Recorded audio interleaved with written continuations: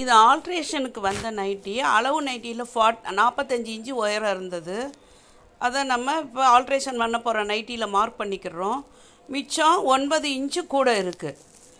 இந்த 9 இன்ச்சியுமே மடித்து தைக்கிறது வந்து கஷ்டம். ஏன்னா இது அம்பர்லா மாடல். கீழே விரிவாக இருக்கும், மேலே குறுகலாக இருக்கும். அப்போ பட்டி திரையிக்கிட்டு வரும். நம்ம 9 இன்ச்சில் 4 இன்ச்சை கட் பண்ணி விட்டுறோம்.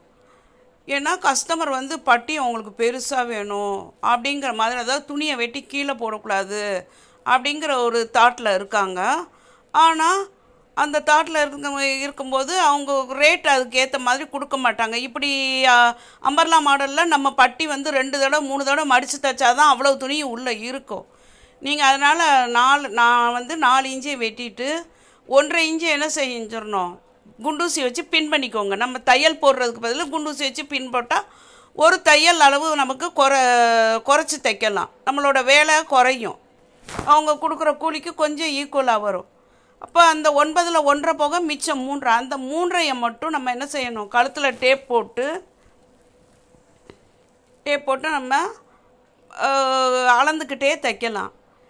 இந்த டேப் போட விருப்பம் இல்லாத ஒருத்தவங்க டேப்பை எடுத்து ஃபஸ்ட்டே மார்க் பண்ணுவாங்க. கழுத்தில் மேக்ஸிமம் போட்டு கழுத்தில் டேப்பை போட்டு மார்க் பண்ணிக்கிட்டே தைக்கிறது ஈஸி. கீழே நம்ம மடித்து மார்க் பண்ணுறதை விட சாக் பீஸ்ட்டை.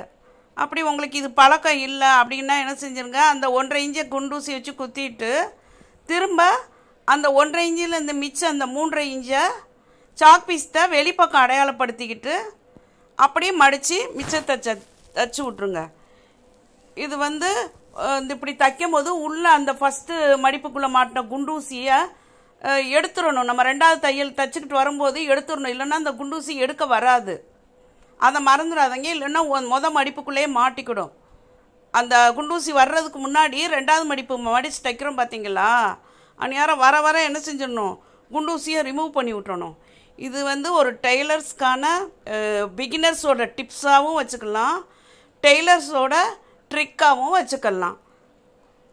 இது கொஞ்சம் நமக்கு வேலை சுமை குறையும். கொஞ்சம் இப்போ உங்கள் ஓன் யூஸுக்குன்னா நீங்கள் 2 தையல் போட்டுக்கலாம். கூலி கம்மியாக கொடுக்குற பட்சத்தில் வேலை சுமை குறையணும் அப்படின்னு நினைக்கிறப்ப இது ஒரு நல்ல பயனுள்ள ஒரு டிப்ஸு தான். பிடிச்சிருந்தால் லைக் பண்ணுங்கள், ஷேர் பண்ணுங்கள், கமெண்ட் பண்ணுங்கள். Thanks for all.